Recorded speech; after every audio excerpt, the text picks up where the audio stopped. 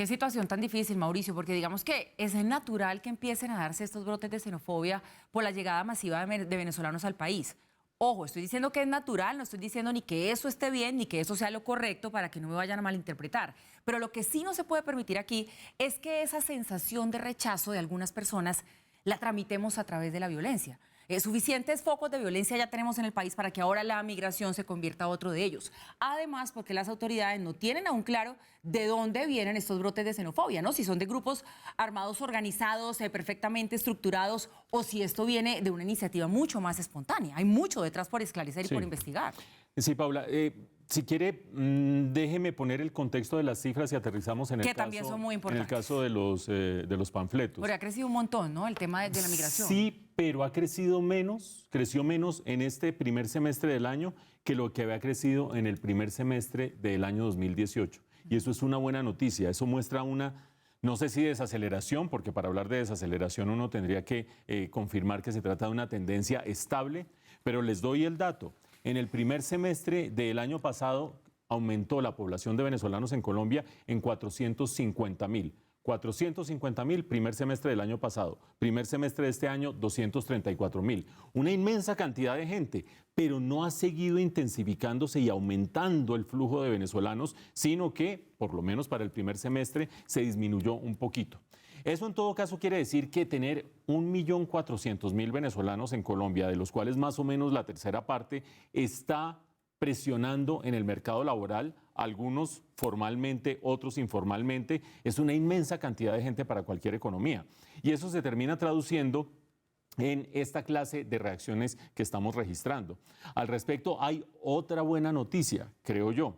El viceministro de Trabajo ha anunciado que el gobierno está preparando un decreto con el cual establecería condiciones para que ni los regulares ni los irregulares, acuérdense que aquí no hablamos de venezolanos legales e ilegales, no hay condición de ilegalidad en su estadía en Colombia, los que tienen papeles y tienen permiso especial de permanencia son regulares y los que no son irregulares, no legales e ilegales, pero los irregulares suelen tener la mala suerte o las malas condiciones que llevan a que sean contratados por debajo del salario correspondiente, sin prestaciones legales, explotados, etcétera, etcétera. El decreto que prepara el gobierno es un decreto que establecería que ningún empleador puede abusar de sus trabajadores ni siquiera en condición de irregularidad y que por lo tanto estaría tratando de preservar y proteger la condición de los venezolanos. Ahora, dicho todo lo anterior, es un hecho que en una situación como la que registramos ayer y registramos todos los meses, en la que el desempleo viene en ascenso, aunque en las principales ciudades del país está descendiendo ya, pero viene en ascenso, pues la gente dice, hey, un momentico, si vamos a tener 400.000 venezolanos presionando en el mercado laboral, evidentemente eso termina sacando de una manera u otra a los colombianos. Y eso quiere decir, pues que todos tenemos que lentamente irnos acostumbrando, ir asimilando, ir aprendiendo, ir entendiendo. Hay muchas ayudas públicas, hay ayudas públicas para educación, para salud, primeros auxilios, parte de ayuda humanitaria, también para la primera infancia. El otro día reseñábamos que en Bogotá no debería haber ni un solo niño venezolano en la calle porque todos tienen en condiciones de gratuidad la posibilidad de estar en albergues públicos. En ese proceso tan complejo aparecen los panfletos. Panfletos en Bucaramanga, supuestamente suscritos por Águilas Negras. Yo no soy quien para decir si son Águilas Negras o no son Águilas Negras, pero lo cierto es que el foco en que se origina este problema es un foco de un barrio en el cual se estableció un albergue para venezolanos. El albergue se llama la Fundación Entre Dos Tierras. Y ese albergue ha generado cierta perturbación y ha generado mucha incomodidad entre los vecinos que han protestado reiteradamente por los efectos de ese albergue. En este momento las autoridades, tanto Fiscalía como Policía, ambas al frente del asunto, están tratando de evaluar si efectivamente son Águilas Negras, si son grupos organizados, si son vecinos inconformes, si es gente que está emberracada con la situación de los venezolanos. Y mientras tanto, el gobierno, tratando de mantener el equilibrio entre semejante presión en el mercado laboral y la economía colombiana y tratar de darle un flujo más o menos continuo y más o menos suave a la integración lenta de estos venezolanos al sistema económico colombiano.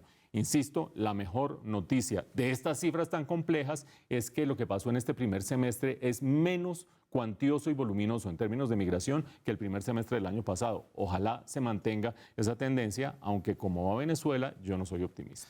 ¿Será que escuché mal?